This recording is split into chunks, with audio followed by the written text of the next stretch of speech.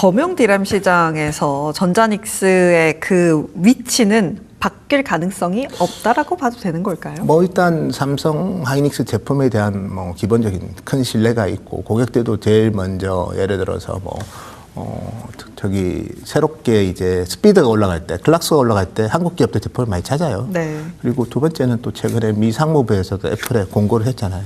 당신 사용 조심해. 안 했으면 그래서 좋겠다. 네. 그런 얘기를 거부하면서까지 예면하면서까지 하기는 쉽지는 않을 거고요. 그래서 범용은 그래도 수요가 안 좋은 게 있기 때문에 여기서 더 가격이 의미 있게 오르는 건 저는 아닌 것 같아요. 범용 가격은 그냥 멈춰 있으면 좋을 것 같고요. 그리고 DDR6를 통해서 블렌디드로 올라가는 게 훨씬 더 이제 마켓 생태계를 위해서 도움이 될 것 같고, 그리고 중요한 건 뭐 60% 이상은 데이터 센터이기 때문에 데이터 센터 쪽은 뭐 HBM, 소캠, 서버 디램 그리고 SSD 여기에 다 이제 기술적인 변화들이 있지 않습니까? 소캠은 소캠2, HBM은 HBM4, 서버는 이제 좀 있으면 DDR6, 그다음에 SSD는 이제 PCIe Gen 7.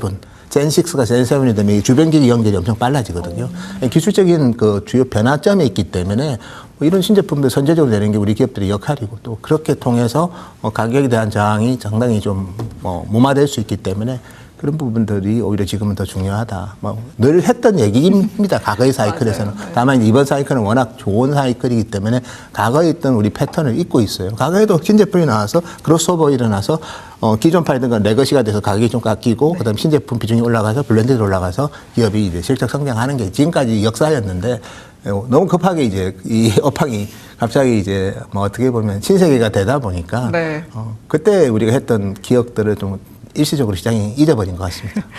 맨날 막 가격 오르는 것만 보고 주가 오르는 것만 보니까 신세계라는 표현 주셨는데 진짜 맞는 것 같습니다. 범용 디램 이야기를 해봤고요. HBM 이야기도 좀 해보도록 하겠습니다. 앞서 말씀해 주신 게 루빈이 내년 상반기까지는 뜨거울 것 같다라고 해주셨어요. HBM4의 수율 자체는 뭐 아직 모릅니다만 가격에 대한 이야기를 좀 하고 싶거든요. 가격 프리미엄이 떨어질 거야 아닐 거야 말 많았잖아요. 많았죠.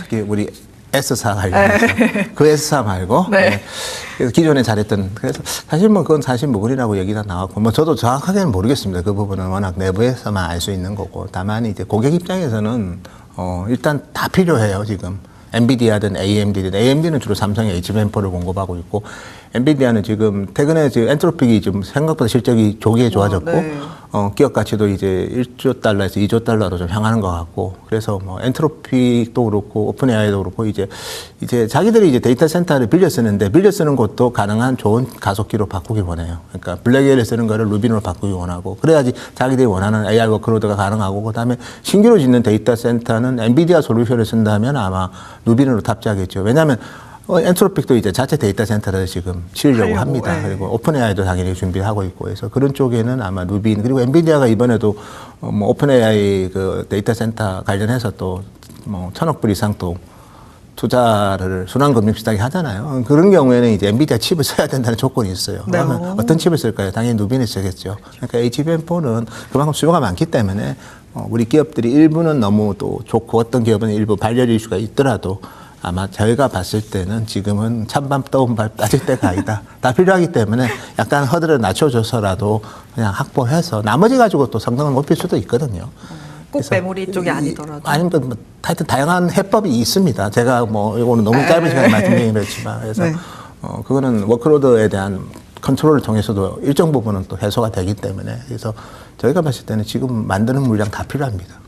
삼성이든 마이크로든 하이닉스든 다 HBM4 만들면 다 가져가야 될 상황이다, 이렇게 말씀드리겠습니다. 무조건 다 필요한 상황이다라고 말씀을 주셨습니다. HBM4 관련돼서도 사실 굉장히 노이즈가 많았습니다만 뭐 그 확인을 해봐야 되는 거고, 어쨌든 간 업황을 봤을 때 무조건 필요하다, 이 지점을 우리가 집중해서 보면 좋을 것 같고요.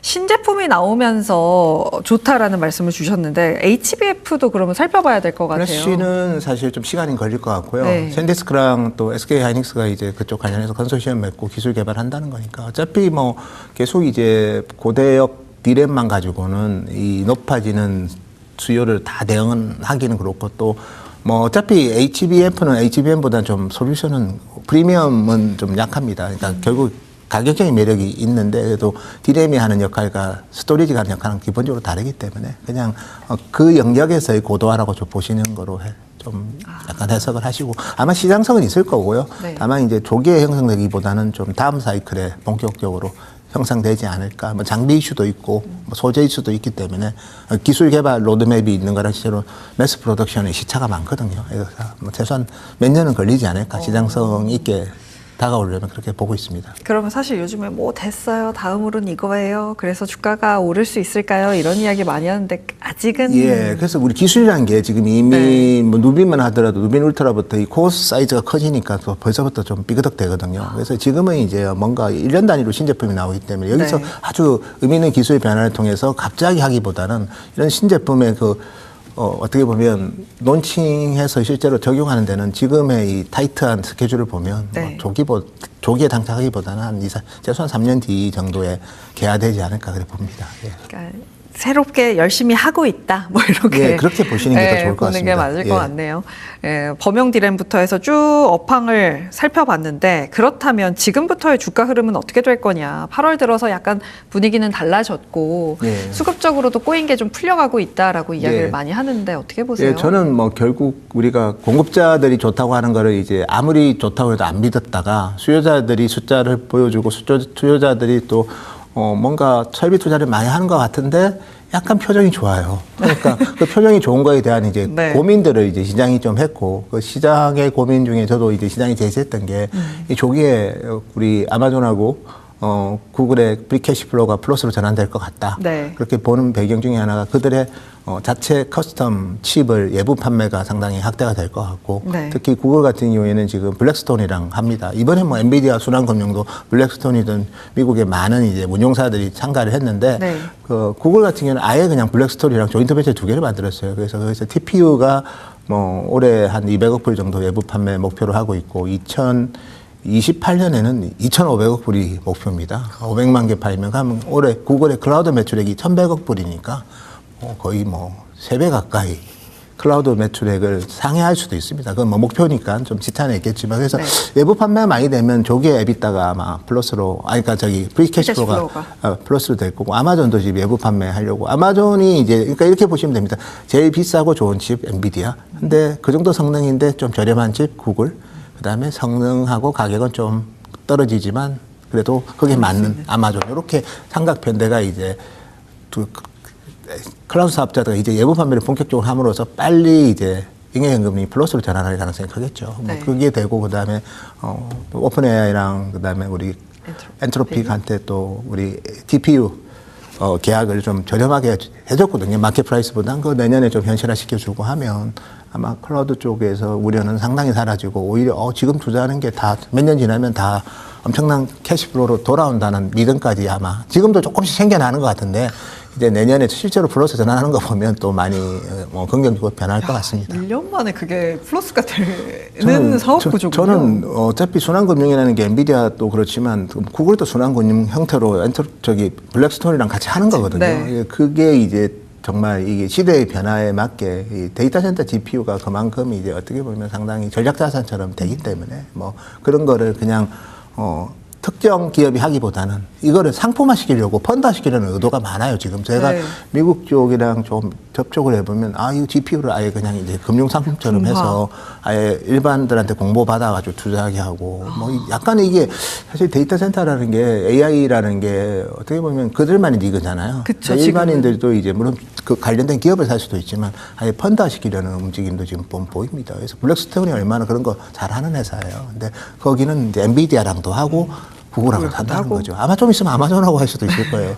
그렇게 되면 그 클라우드는 조기에 아마 프리캐시플로우가 상당히 의미있게 좋아질 거고 그다음에 우리 수요에 대한 우려들도 AI가 큰 대세인데 AI를 활용해야죠. AI를 상품화시키고 네. 뭐 그런 식의 아마 펀드 구조화가 많아질 것 같고요. 그렇게 되면 좀 더 투자하는데 그 노이즈가 좀 줄어들 것 같아요. 뭐 회사채 발행할 때 뭐 어제도 우리 알파벳이 회사채 발행한다고 미국에서 얘기를 했는데 네. 뭐 사실 이제 뭐 금리가 아무리 높아도 이제 되게 열기는 뜨겁거든요. 그래서 결과적으로 봤을 때 이제 사실 빅테크 기업이 저는 뭐 영속 기업이라고 보지만 그 회사채 투자하는 입장에서는 아주 영속 기업보다는 변동성이 있다고 보는 것 같아요. 그래서 금리가 좀 높은데 그럼에도 불구하고 이제 여기는 괜찮다 해서 네. 돈이 많이 몰리기 때문에 해서 결국 이제 그런 수요를 이제 펀드 시장으로 좀 아마 대체할 가능성도 저는 있지 않을까. 그래서 그런 구조화 상품들이 앞으로 많이 나올 것 같아요. 운용사를 중심으로 해서.